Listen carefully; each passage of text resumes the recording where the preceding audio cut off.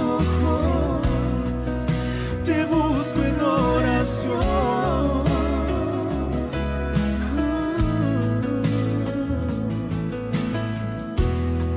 En mi silencio escucho tu dirección.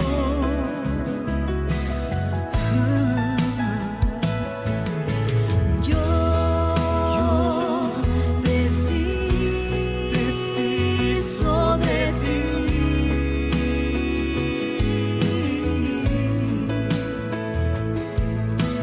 Yo necesito de ti.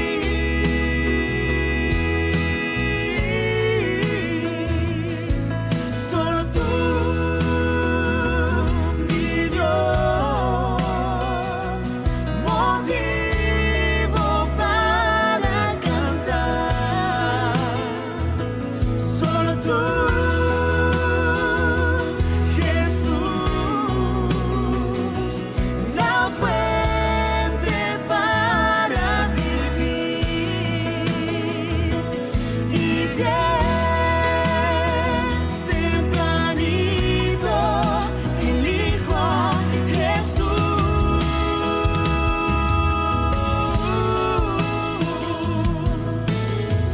Solo tú, mi Dios,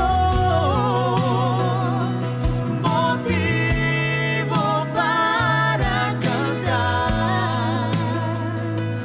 Solo tú, Jesús, la fuente para vivir. Y bien tempranito elijo a Jesús.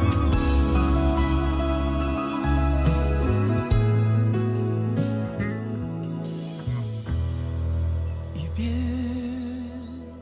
bien tempranito elijo a Jesús.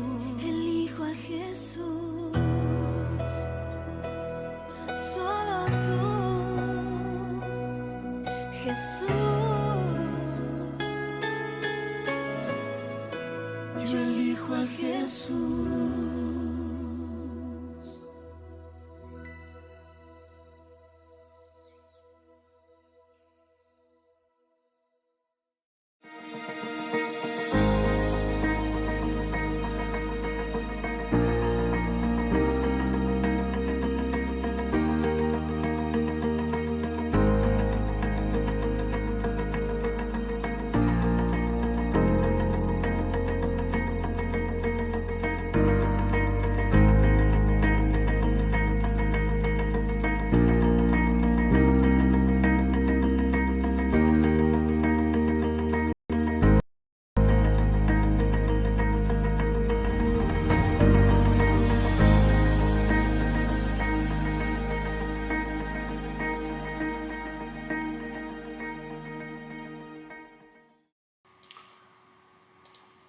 Hola, hola, ¿qué tal? ¿Cómo están? Bienvenidos a Lecciones que Transforman. Un fuerte abrazo para cada uno de ustedes. Como siempre quiero, por favor, si alguien me puede confirmar cómo está saliendo el audio, yo le agradecería mucho que me pueda avisar. Bueno, estamos aquí reunidos para una vez más estar juntos en Lecciones que Transforman. Gracias por reunirse con nosotros. Dios bendiga a cada uno de ustedes, ¿sí? Dios bendiga a cada uno de ustedes. Tenga lista ya su Biblia, su guía de estudio también, ¿sí? La promesa eterna de Dios, ¿sí? Muy bien, vamos a orar para iniciar el estudio de hoy. Oremos, por favor. Gracias, oh Padre, porque tú nos amas y estás con nosotros una vez más. Estamos aquí reunidos. Acompáñanos, por favor, en el estudio de hoy. En el nombre de Jesús. Amén, Señor. Amén. Bueno, estamos en vivo y en directo. Hoy miércoles 7 de abril. Si ustedes escuchan un grito de un cachorro, es porque aquí tenemos un cachorro en casa, se ha despertado. Y bueno, hay que comprender por qué estamos en vivo y en directo. Un fuerte abrazo para cada uno de ustedes una vez más. Bienvenidos a Lecciones que Transforman. Por favor, comparta esta transmisión, ¿sí? Comparta. No se olvide, hoy día estaremos estudiando un tema muy importante, muy importante. No se puede perder la oportunidad de aprender junto con sus familiares y amigos. Pasemos la voz que ya comenzó Lecciones que Transforman, ¿sí? Gracias a todos los que están ya dejando sus comentarios también. Qué bueno es leer sus comentarios, me da mucha alegría. Cada día poder leer los comentarios que ustedes ponen aquí en la programación.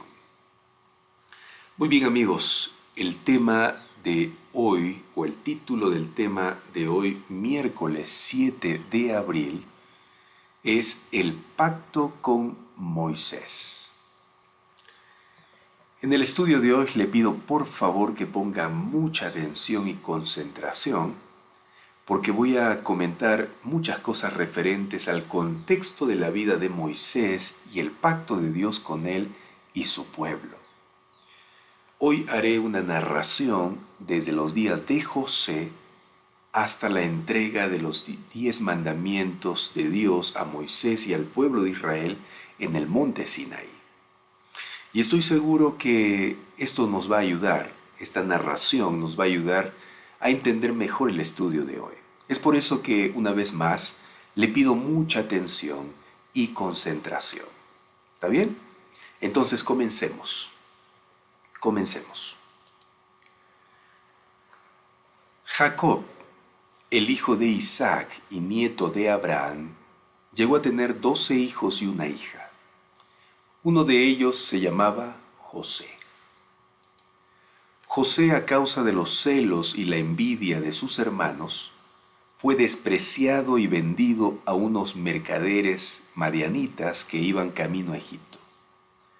Allí nuevamente fue vendido a un jefe de la guardia del rey de Egipto llamado Potifar. Y es desde allí que Dios comenzó a hacer surgir la vida de José hasta ubicarlo en las más altas esferas del gobierno egipcio. Pues Dios tenía un plan para su vida y la de su familia, para lograr así el pacto que había hecho con Abraham, su bisabuelo, Isaac, su abuelo, y Jacob, su padre. Cuando José llegó a ser el segundo en el reino de Egipto por su consagración a Dios, su integridad y sabiduría recibida de la fuente divina, con el tiempo decidió traer a su familia de Canaán hacia la tierra de las pirámides para que viviesen junto a él en un territorio llamado Gosén. Sin tardar, Jacob y sus hijos, con sus familias, sus rebaños y manadas y muchos asistentes, se pusieron en camino a Egipto. Viajaron con corazón regocijado y cuando llegaron a Beerseba, el patriarca Jacob ofreció sacrificios de agradecimiento e imploró también al Señor que les otorgase una garantía de que iría con ellos. Y así fue. En una visión nocturna recibió la divina palabra diciéndole: Yo soy el Dios de tu padre. Yo soy Dios, el Dios de tu padre. No tengas miedo de ir a Egipto, porque allí haré que tus descendientes sean una gran nación. Iré contigo a Egipto y yo mismo sacaré de allí a tus descendientes. Génesis 46, 3 al 4. Fíjense que aquí nuevamente Dios hace referencia a su pacto hecho con el padre de Jacob, Isaac, y su abuelo Abraham. Dios le menciona la misma promesa que estaba dentro del pacto: haré de tus descendientes una gran nación. Amigos, la promesa no tengas miedo de ir a Egipto porque allí haré de tus descendientes una gran nación era muy significativa. Dios había prometido a Abraham que su descendencia sería tan numerosa como las estrellas. Pero hasta ese entonces, el pueblo elegido había aumentado lentamente, y la tierra de Canaán no ofrecía en ese tiempo campo propicio para el desarrollo de la nación que se había predicho. Estaba en posesión de tribus paganas, poderosas, que no habrían de ser desalojadas hasta la cuarta generación. De haber quedado allí Jacob y su familia para convertirse en un pueblo numeroso, los descendientes de Jacob, o mejor dicho, de Israel, porque recuerde que Dios le cambió el nombre, ¿no? De Jacob por Israel, hubiesen tenido que expulsar a los habitantes de la tierra o dispersarse entre ellos. Conforme al mandato divino, no podían hacerlo primero, es decir, quedarse allí porque se hubiesen mezclado con los cananeos y se expondrían a ser seducidos por la idolatría.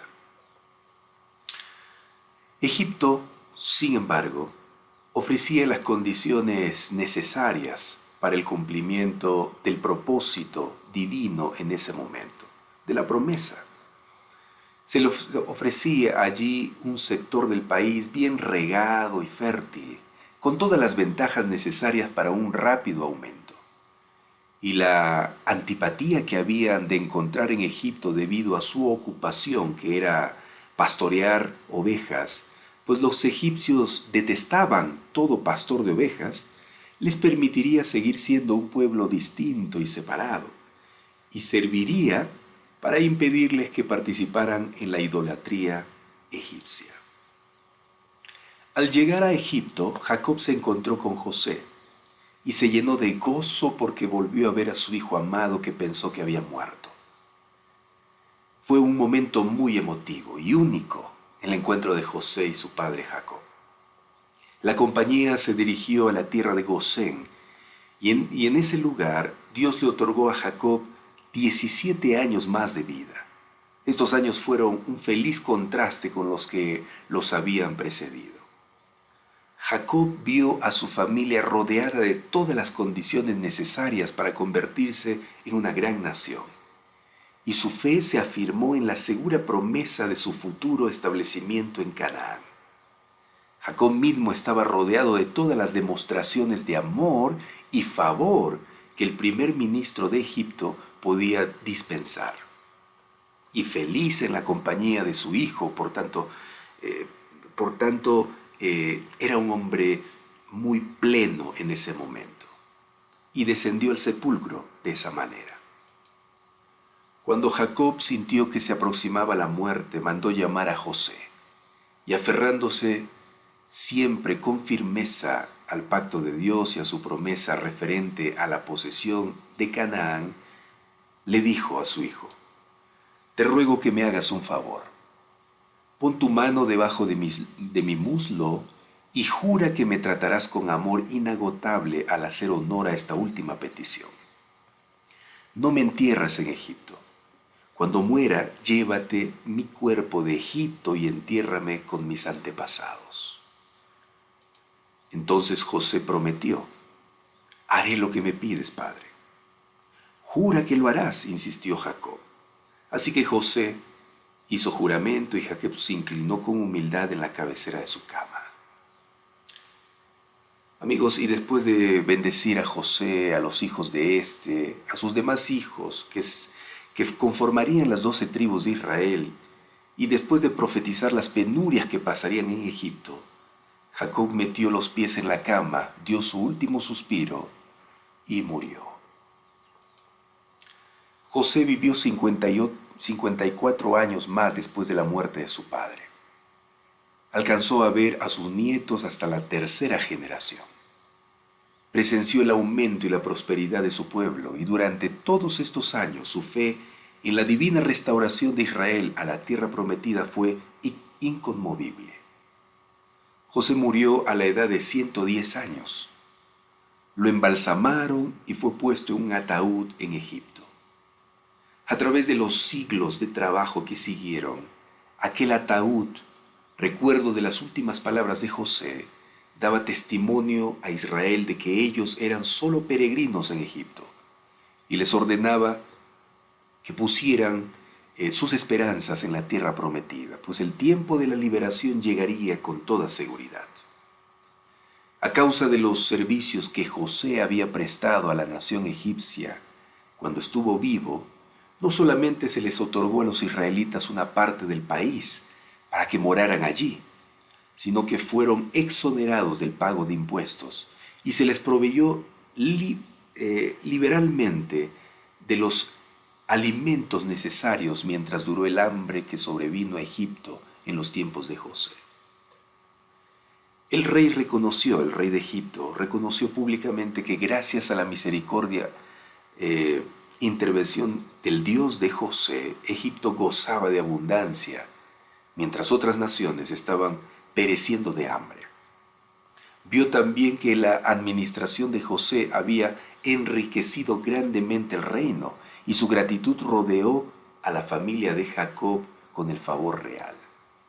Pero con el correr del tiempo, el gran hombre a quien Egipto debía tanto y la generación bendecida por su obra descendieron al sepulcro.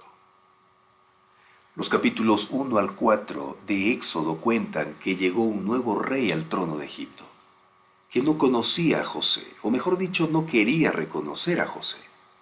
Un rey orgulloso, prepotente y malo. No era que ignorase los servicios prestados por José a la nación. Él conocía la historia de los tiempos de José como gobernador de Egipto y toda la obra buena que había hecho en favor de la nación.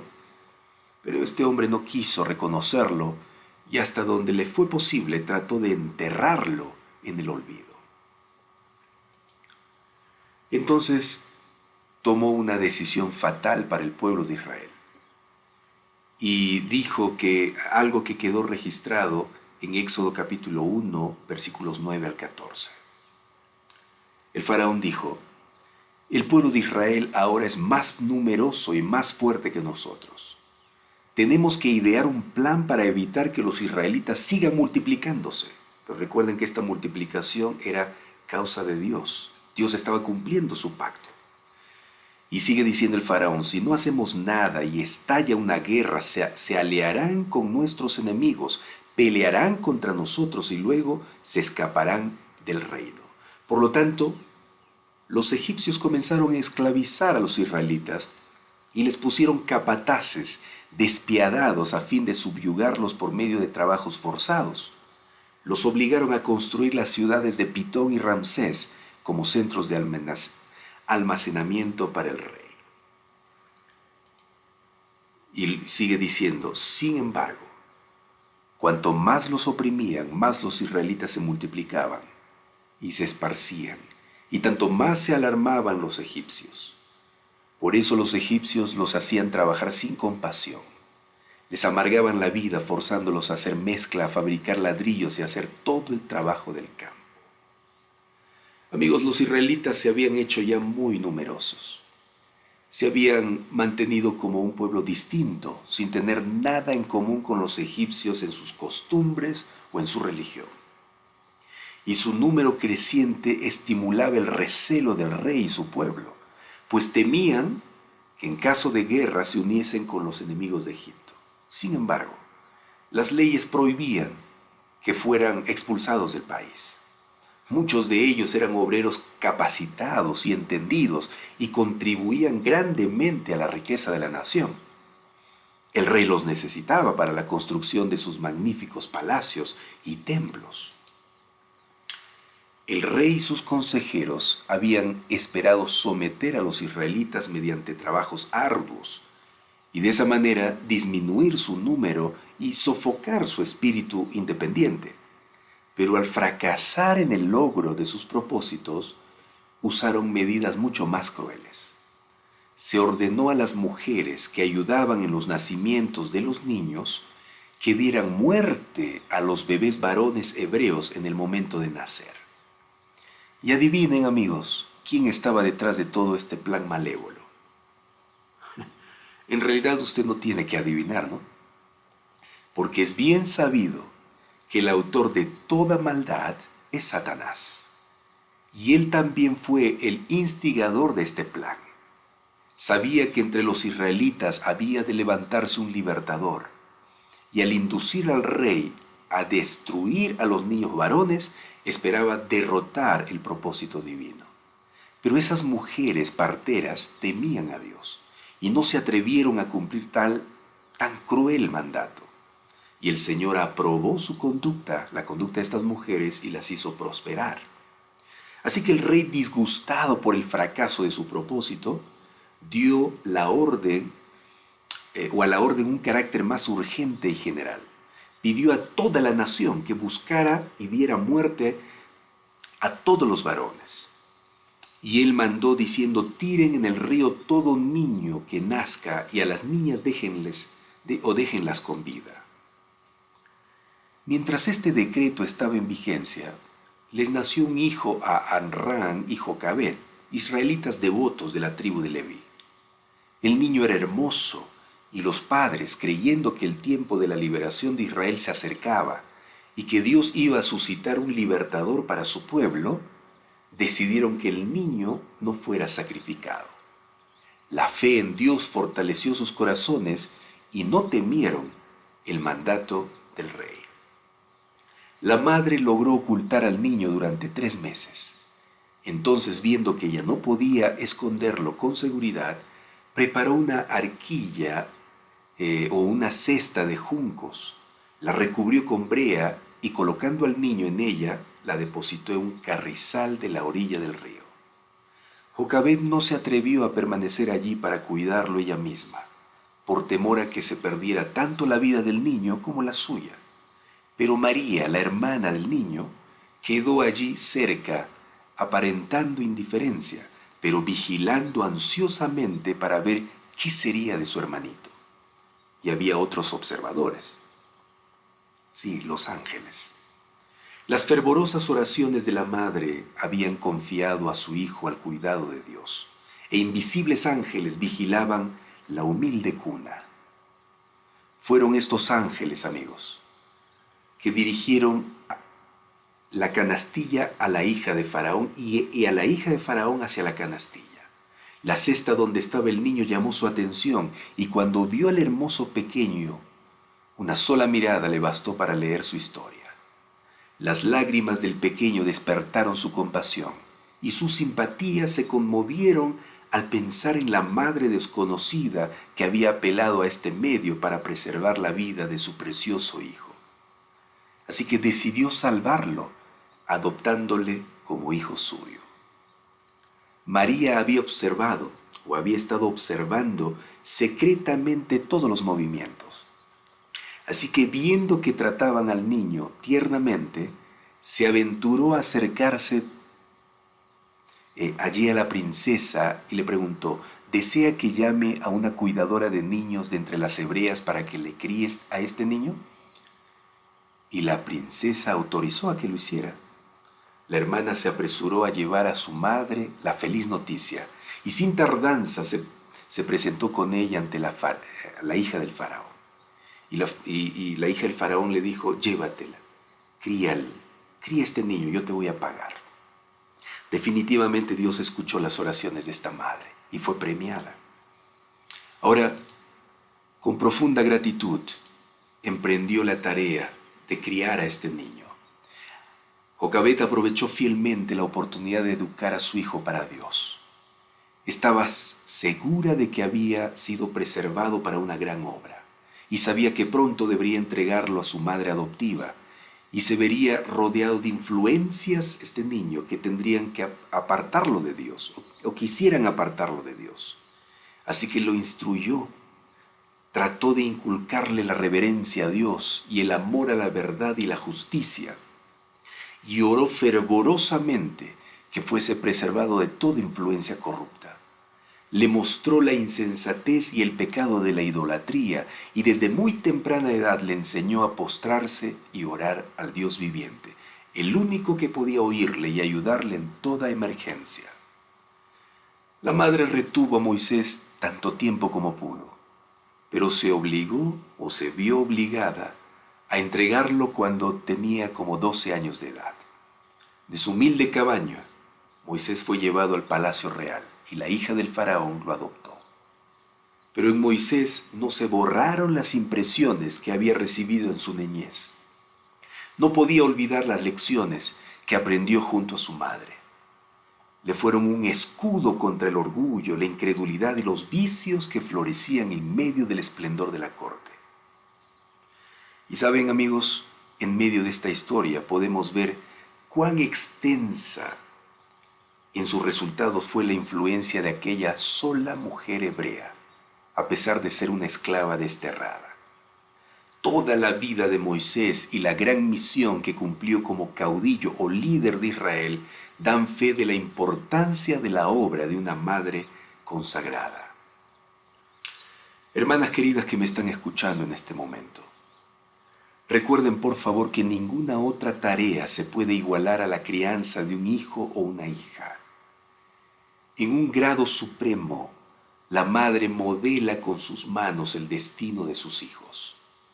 Influye en las mentes y los caracteres y obra no solo para el presente, sino también para la eternidad. La madre siembra la semilla que germinará y dará fruto, ya sea para bien o para mal. La madre no tiene que pintar una forma bella sobre un lienzo, ni cincelarla en un mármol, sino que tiene que grabar la imagen divina en el alma humana. Muy especialmente durante los años tiernos de los hijos, descansa sobre la madre la responsabilidad de formar su carácter. Las impresiones que en ese tiempo se hacen sobre sus mentes, las mentes de estos niños que están en proceso de desarrollo, permanecerán a través de toda su vida. Pero esta obra no solo es de la madre, también involucra al padre. Así que ambos, mamá y papá, debieran dirigir la instrucción y la educación de sus hijos mientras son niños, con el propósito de que sean consagrados. Apreciados amigos, nuestros hijos son puestos bajo nuestro cuidado para que los eduquemos, no como herederos del trono de un imperio terrenal, sino como reyes para Dios, que han de reinar a través de las edades eternas. Por favor, apreciados padres, comprendamos que nuestro tiempo no tiene precio, nuestro tiempo hacia nuestros hijos. Sepamos que de la crianza de nuestros hijos daremos cuentas en el solemne día cuando estemos frente al Rey de Reyes. Entonces se hallará que muchos fracasos y crímenes de los hombres y mujeres fueron resultado de la ignorancia y negligencia de quienes debieron haber guiado sus pies infantiles por el camino recto. Entonces se hallará que muchos de los que beneficiaron también al mundo con la luz del genio, la verdad y santidad, recibieron de una madre o un padre cristianos y consagrados los principios que fueron la fuente de su influencia y éxito. Qué tremenda responsabilidad que tenemos los padres, ¿no cree usted? Tremendo. En la corte de Faraón, Moisés recibió la más alta educación civil y militar. El rey de Egipto, padre de la princesa, había decidido hacer de su nieto adoptivo el sucesor del trono, y el joven fue educado para esa alta posición. Su habilidad como líder militar le convirtió en el favorito del ejército egipcio, y la generalidad le consideraba como un personaje notable. Satanás había sido derrotado en sus propósitos. El mismo decreto que condenaba a muerte a los niños hebreos había sido usado por Dios para educar y adiestrar al futuro líder de su pueblo. Pero Dios tenía un pacto que cumplir con su pueblo.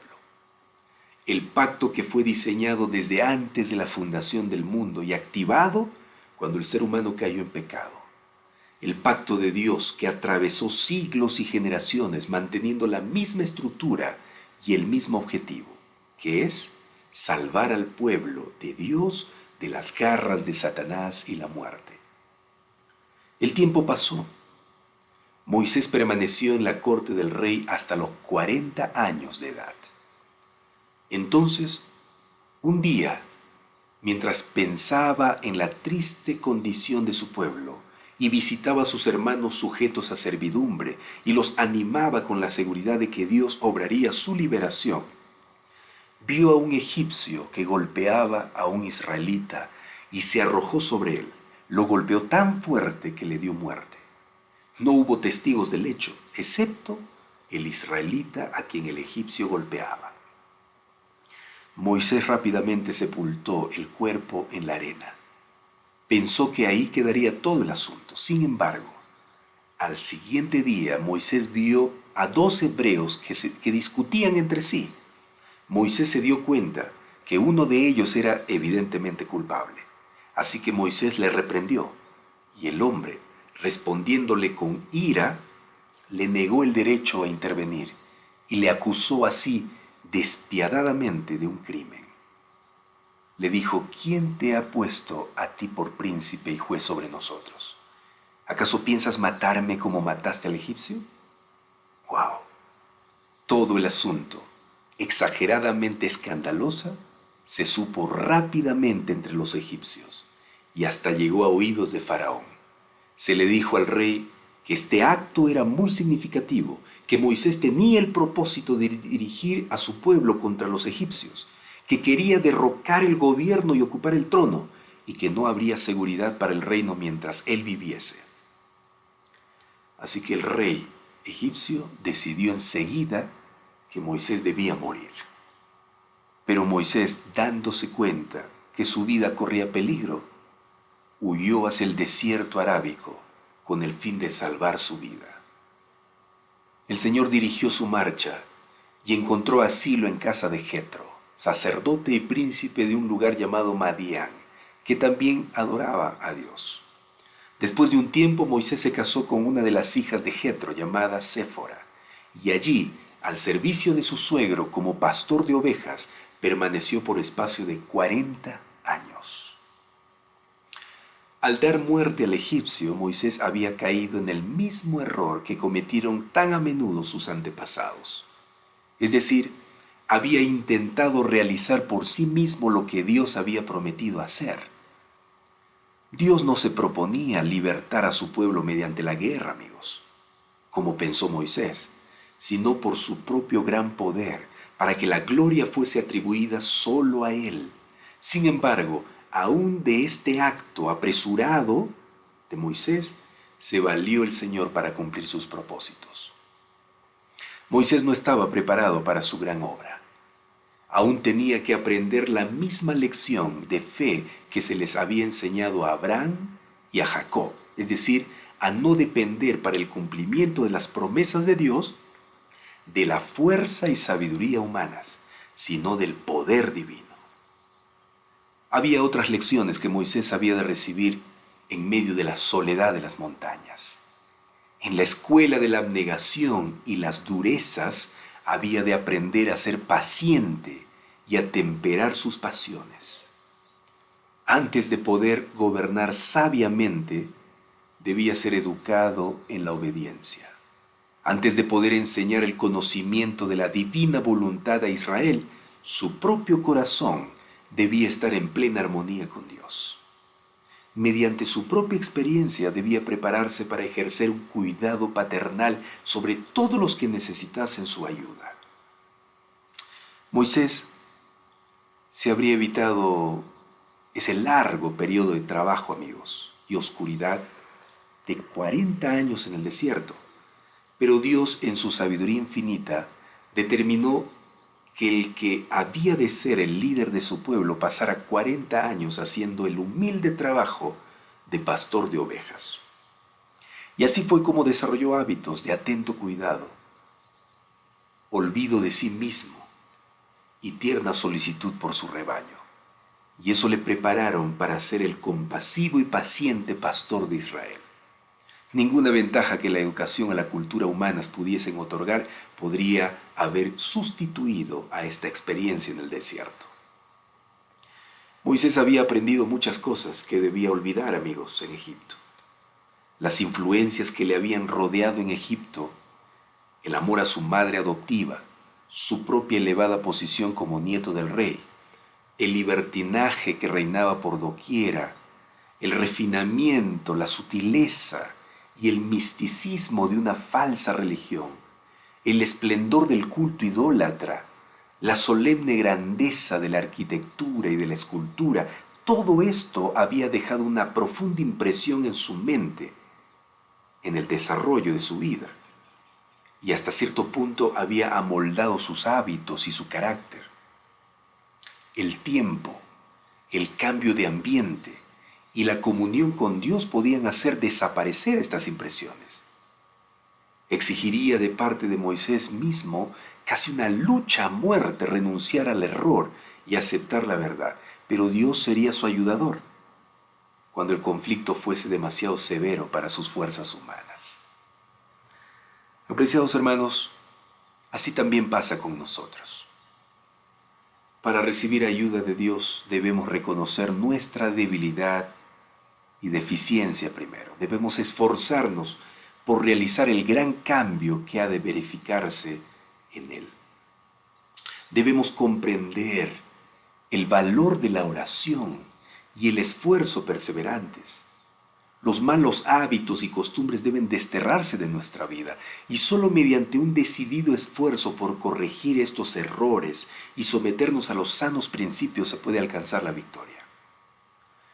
Pero lamentablemente muchos no llegan a la posición que podrían ocupar porque esperan que Dios haga por ellos lo que Él les ha dado poder para hacer por sí mismos.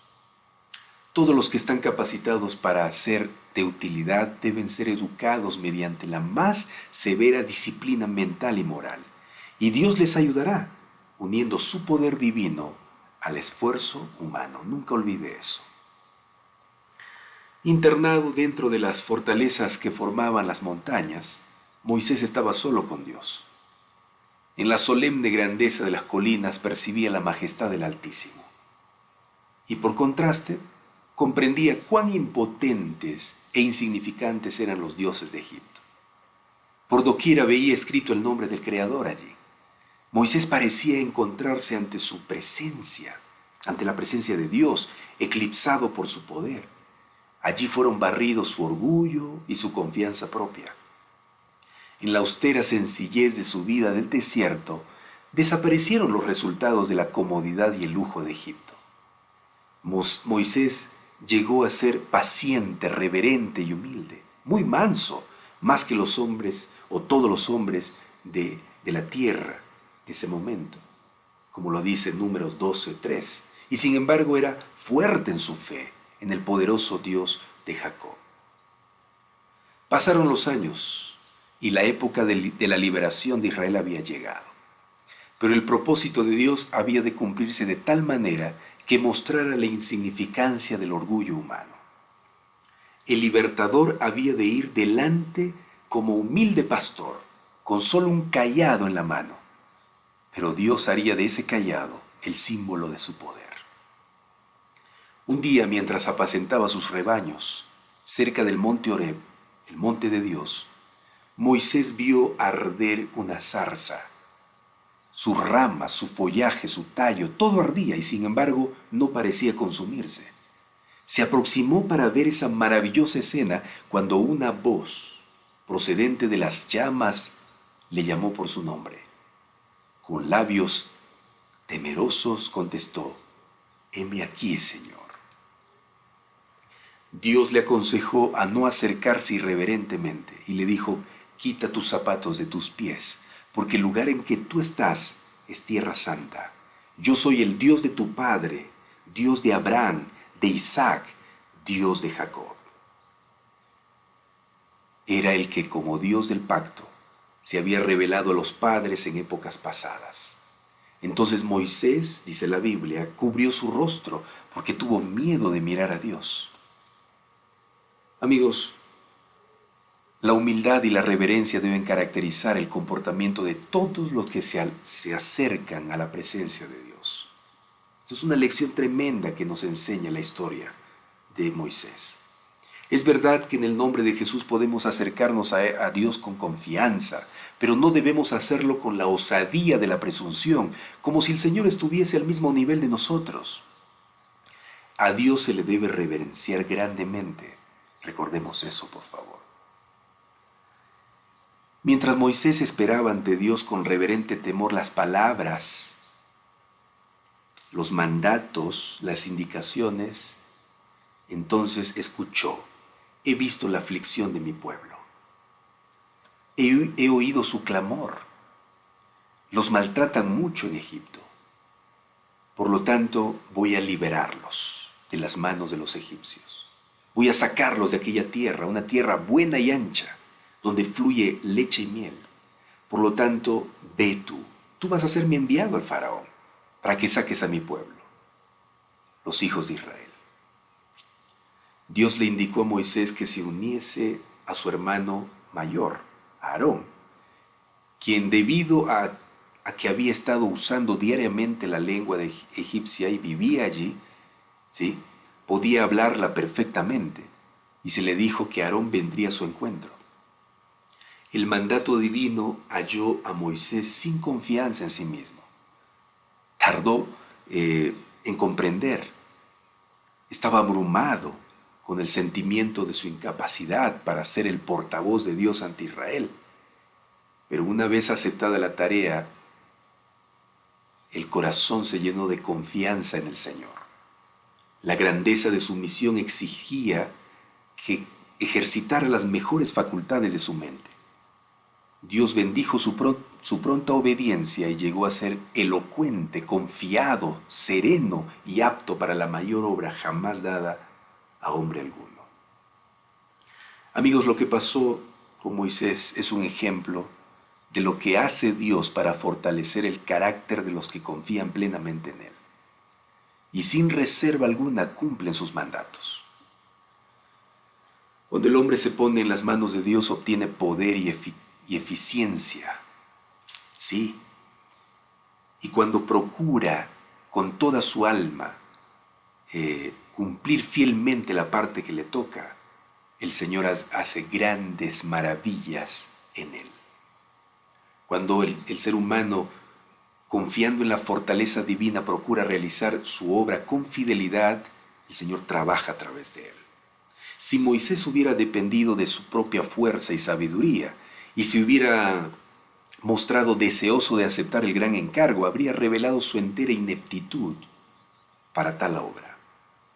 El hecho de que un hombre comprenda sus debilidades prueba por lo menos que reconoce la magnitud de la obra que se le asignó y que hará de Dios su consejero y fortaleza. La historia sigue diciendo que Moisés regresó a Egipto y Dios se encargó de realizar grandiosas manifestaciones de su poder ante el faraón y ante todos los egipcios. El faraón necesitó que cayeran 10 plagas terribles en su nación y sobre su pueblo para que recién deje salir de la esclavitud al pueblo de Dios. De esta manera el Señor había cumplido una de sus promesas del pacto que hizo con Abraham, Isaac y Jacob: salvar a su pueblo de la esclavitud y llevarlos a la tierra prometida. La historia bíblica en Éxodo cuenta la travesía del pueblo a través del desierto camino a Canaán y la compañía de Dios a cada instante para sostener a su pueblo y suplir sus necesidades, hasta que llegaron al pie del monte Sinaí y por orden de Dios allí acamparon. Poco tiempo después de acampar junto al Sinaí, se le indicó a Moisés que subiera al monte Sinaí, a encontrarse con Dios. Subió solo el escabroso y empinado sendero y llegó cerca de la nube que señalaba el lugar donde estaba Jehová. Israel iba a entrar ahora en una relación más estrecha y más peculiar con el Altísimo. Iba a ser recibido como iglesia y como nación bajo el gobierno de Dios. Como símbolo de la autoridad de Dios y condensación de su voluntad, se le dio a Moisés el Decálogo, los 10 mandamientos, escrita con el dedo de Dios, en tablas de piedra, que debían guardarse como algo sagrado no solo en el santuario, sino también en el corazón de los israelitas. Este sería el compromiso de obediencia y fidelidad que el pueblo haría con Dios dentro del pacto divino. Y el pueblo aceptó cumplir los estatutos divinos. Pero esta obediencia sería el resultado del amor de parte de Dios mostrado hacia ellos en su liberación de la esclavitud y su cuidado en el desierto. Entonces, amigos, recuerden bien, el orden es el siguiente. Primero, el Señor salva a Israel de Egipto. Luego le da su ley para que la guarde. Ese es el mismo orden que se da bajo el Evangelio en la actualidad. ¿Sí? Primero, Cristo salva al ser humano del pecado, luego vive su ley dentro de nosotros. Por eso, en el pacto divino, siempre el que toma la iniciativa es Dios. De Dios nace la salvación, y en respuesta a ese acto de amor, Dios pide fidelidad y obediencia, un compromiso que el ser humano salvado debe cumplir. De una raza de esclavos, amigos, los israelitas fueron ascendidos sobre todos los pueblos para ser el tesoro peculiar del Rey de Reyes. Dios los separó del mundo para confiarles una responsabilidad sagrada. Los hizo depositarios de su ley y era su propósito preservar entre los hombres el conocimiento de sí mismo por medio de ellos. En esa forma, la luz del cielo había de alumbrar a todo un mundo que estaba envuelto en tinieblas, y se oiría una voz que invitaría a todos los pueblos a dejar su idolatría y servir al Dios viviente. Si eran fieles a su responsabilidad, los israelitas llegarían a ser una potencia en el mundo. Dios sería su defensa y los elevaría sobre todas las otras naciones como lo prometió en su pacto. Su luz y su verdad serían reveladas por medio de ellos y se destacarían bajo su santa y sabia soberanía como un ejemplo de la superioridad de su culto sobre toda forma de idolatría.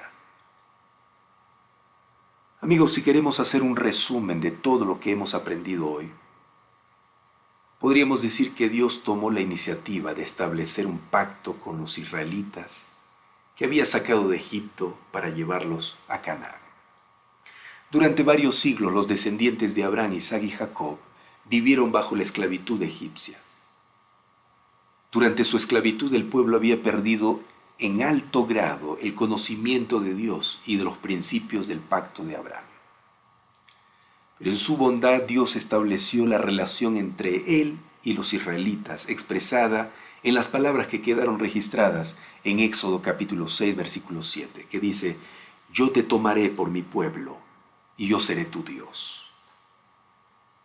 La insondable e inesperada iniciativa de Dios hacia los israelitas en medio de la idolatría y la corrupción egipcias, liberándolos de la esclavitud degradante y del culto idólatra, descansa en el profundo misterio del amor, la misericordia y la gracia de Dios. Este misterio de la iniciativa de salvación de Dios se manifiesta en la revelación divina y trasciende el sondeo filosófico o de la investigación humana, amigos. La fuente del pacto es Dios mismo. La redención y la esclavitud y la servidumbre en Egipto que provocó el Señor para sacar a su pueblo realmente es extraordinario. Esta iniciativa de salvación terrenal a favor del pueblo esclavizado precede al pacto de Dios y la respuesta de Israel al pacto, una respuesta en obediencia y amor. Por lo tanto, el acto de entablar un pacto con el antiguo Israel es un acto que demuestra el amor y la bondad de Dios, ya que fue totalmente iniciado por Él y era completamente inmerecido por su pueblo. ¿Se da cuenta, mi hermano, mi amigo? Otra vez nosotros podemos ver aquí que Dios es amor. Dios es amor. Qué maravilloso, ¿no? Qué extraordinario. Primero Dios nos salva y luego nos pide que demostremos nuestro amor a ese gran amor que mostró por nosotros. Amigos, el Señor nos ha salvado también a cada uno de nosotros de la desgracia del pecado. El Señor ha hecho todo lo posible para liberarnos de la maldad. Y ahora lo que Él pide en este pacto es que nosotros podamos demostrar nuestro amor hacia Él también con obediencia con seguir su voluntad, hacer su voluntad, andar en sus caminos. Debemos hacer eso también. ¿Sí? Debemos hacerlo. Yo pregunto, ¿usted quiere hacerlo? ¿Usted quiere hacer?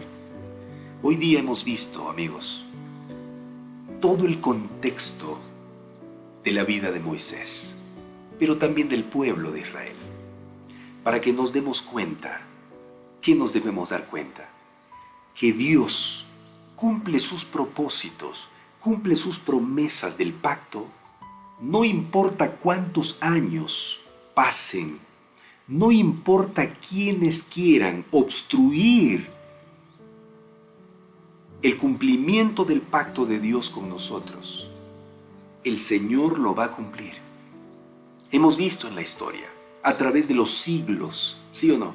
Resumido aquí en 30, 40 minutos, cómo el Señor a través de los años, de los siglos, ha ido dirigiendo a su pueblo con tal o con motivo de cumplir su propósito, su plan, su pacto, sus promesas.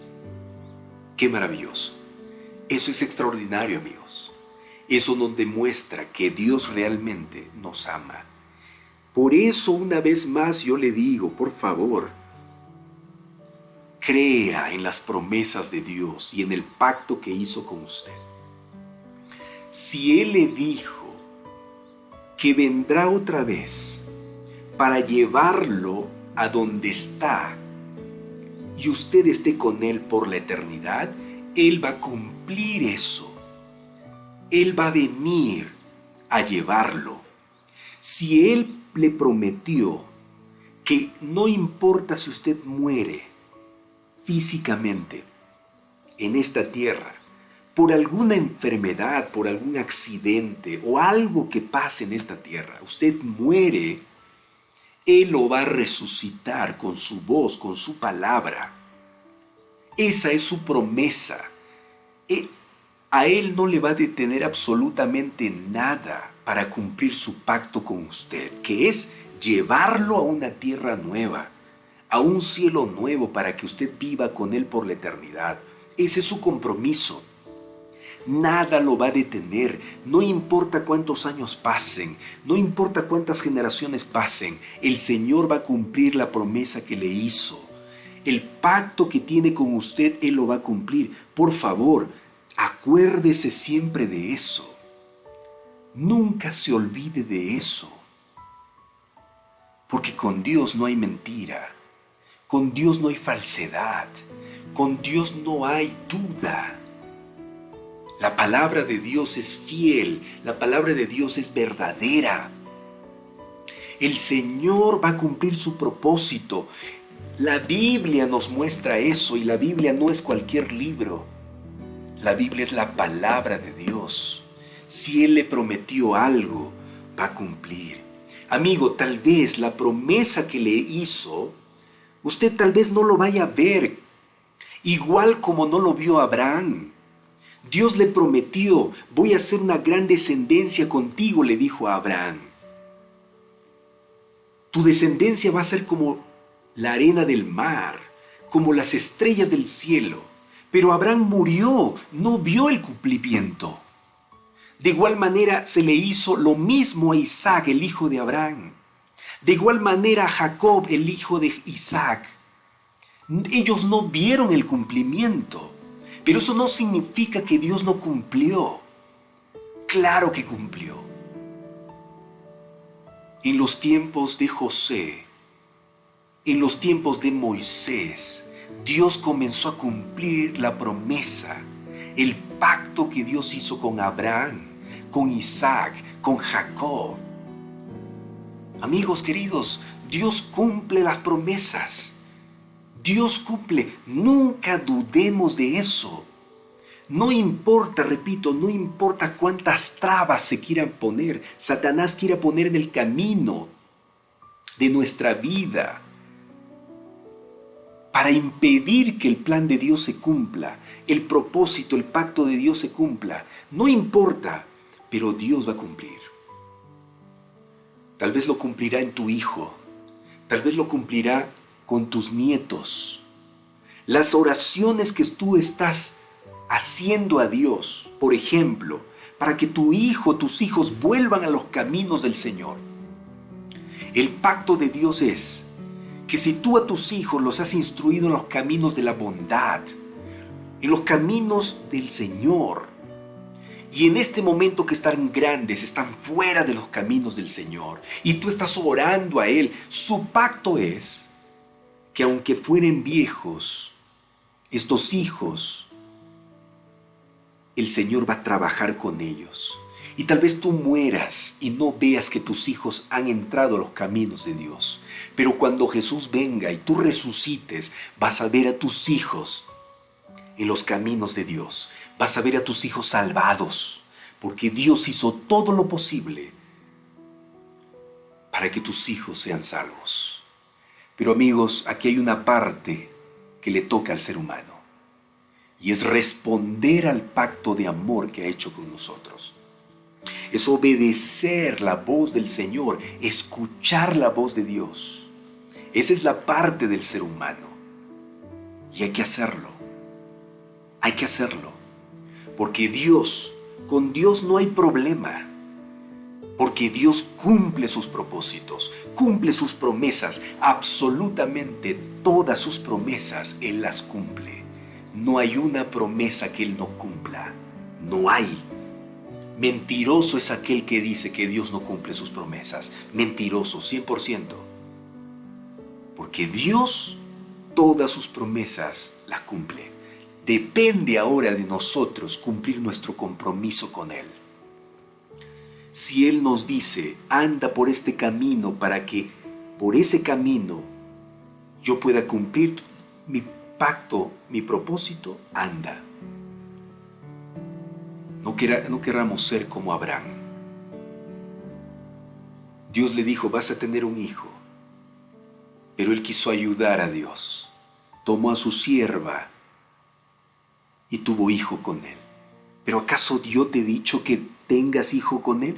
Tu hijo va a ser de ti con Sara, no con tu sierva. Por favor, no busques otro camino. No busques otra salida. No quieras hacer otra cosa que yo te ordené hacer. Te vas a meter en problemas. Y así pasó, hermanos. Así pasó. Igual sucedió con Isaac. Quiso ayudar a Dios a cumplir su pacto, pero no es así. Dios sabe lo que hace. Igual Moisés. La promesa era, van a ser liberados de Egipto. Y Moisés quiso ser el libertador a su manera, matando a la gente, levantándose en guerra. Dios no trabaja de esa manera. No es con ejército, no es con espada, dice la palabra. Es con mi espíritu que liberaré al pecador de la esclavitud.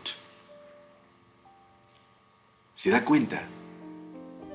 Eso debemos tener siempre en cuenta. No tratemos de ayudar a Dios para cumplir los propósitos de Él. No. Dios no necesita ayuda. Si nosotros debemos obedecer, debemos hacer su voluntad, no es para ayudarle a Dios a cumplir el pacto, porque Él ya lo ha cumplido. Lo que nosotros hacemos al obedecer y hacer la voluntad de Dios es para nuestro bien, para que nos vaya bien en la vida, para que seamos plenos y felices. Por eso tenemos que obedecer, por eso tenemos que hacer la voluntad del Señor, por eso tenemos que ser fieles a Él siempre, siempre y siempre. Y le estoy hablando a usted, mi querido hermano, mi querida amiga, mi querido amigo. Sé fiel al Señor hasta la muerte. Cumple sus propósitos, cumple sus mandamientos y verás la grandeza y la victoria que el Señor te va a dar. No dudes de que Dios cumple sus promesas. Él las cumple todas. En este tiempo especialmente, Él las va a cumplir. Sí, amigo, sí, amiga. La vida no es fácil, ¿no? La vida no es fácil. La vida está terrible por todo lado. Pero la Biblia dice, una de sus promesas dentro del pacto está, no hay justo desamparado. Ayer hablaba con una amiga, con una hermana, y me decía, pastor, yo perdí mi trabajo por la pandemia. Yo salí a vender, ahora no me permiten salir a vender. Y yo le dije, hermana, agárrate de la promesa. No hay justo desamparado ni descendencia que mendigue pan. Tus hijos no van a tener hambre. Tú no vas a morir de hambre. Dios va a abrir un camino para ti. Dios va a hacer que tú encuentres una forma de conseguir dinero para dar de comer a tus hijos. No tengas miedo, confía plenamente en Él. Dios tiene un tiempo y Él va a hacer aparecer las grandezas en tu vida. Dios lo va a hacer. Sí, amigos, de igual manera sucederá contigo. No importa cuál sea tu necesidad, Dios va a hacer grandes cosas en tu vida. Gracias, Señor, gracias por tu amor, tu cuidado. Y gracias por tus promesas y gracias por el pacto que has hecho con nosotros. Oh Señor, qué maravilla realmente. Hemos visto en la historia aquí resumida de tu pueblo, desde los tiempos de Jacob hasta Moisés, cómo siglo tras siglo has ido tratando de cumplir tu pacto, tus promesas. Y así lo has logrado, Señor. Satanás ha puesto trabas en el camino, vez tras vez, pero tú has derrotado, Señor, las trabas, las trampas, las barreras que Satanás ha puesto. Señor, y así también quieres hacer con nosotros. Muchas gracias por eso. Muchas gracias porque eres un Dios victorioso y en tu nombre podemos ser victoriosos también. Gracias. Acompáñanos, Señor, en el transcurso de este día, de esta semana y de toda nuestra vida, ayudándonos a confiar en ti, sabiendo que tus promesas se cumplen y tu pacto también se cumple. Gracias, Señor, en el nombre de Jesús. Amén, amén. Qué bueno haber otra vez, hermano, hermana, haber estudiado la Biblia contigo. Qué bueno, qué maravilla, ¿no? Yo te invito a mirar nuevamente el estudio de hoy. Si entraste al final, a la mitad del estudio, hicimos un resumen muy interesante acerca del contexto, la historia en los tiempos de Moisés. Mira el estudio otra vez y no te olvides, por favor, compartir también el estudio. Comparte con todos los que puedas, por favor, te pido de todo corazón que la palabra de Dios se riegue por todo lado para que la gente conozca que tenemos a un Dios que cumple sus promesas y que ha hecho un pacto con nosotros y que nosotros debemos cumplir ese pacto. Hasta luego, que Dios te bendiga, nos vemos mañana para seguir estudiando el pacto de Dios ahora hecho con nosotros a través de Cristo. ¿El nuevo pacto será un nuevo pacto o es el mismo? ¿En qué sentido es nuevo pacto? Bueno, veremos eso mañana. ¿Está bien? No te lo pierdas. Comparte la transmisión y gracias por acompañarme. Sé parte de Lecciones que Transforman, amigo, amiga. Si primera vez estás entrando a Lecciones que Transforman, suscríbete a la página. Hay una campanita aquí en la pantalla de la transmisión. Presiona esa campanita para que recibas las notificaciones diariamente del estudio de la Biblia a través de la lección de escuela sabática, en vivo y en directo. En vivo y en directo. Un saludo para todos los que nos miran en YouTube también, en el canal Juan Carlos Torres. Ahí también ponemos los estudios grabados, pero también hay personas que nos miran allí. Un fuerte abrazo para todos los que nos miran en YouTube. Hasta luego. Que Dios te bendiga. Recuerda compartir la transmisión y si te gustó el estudio, entendiste el estudio, déjame un like ahí de me gusta para saber que me acompañaste hoy. Hasta luego.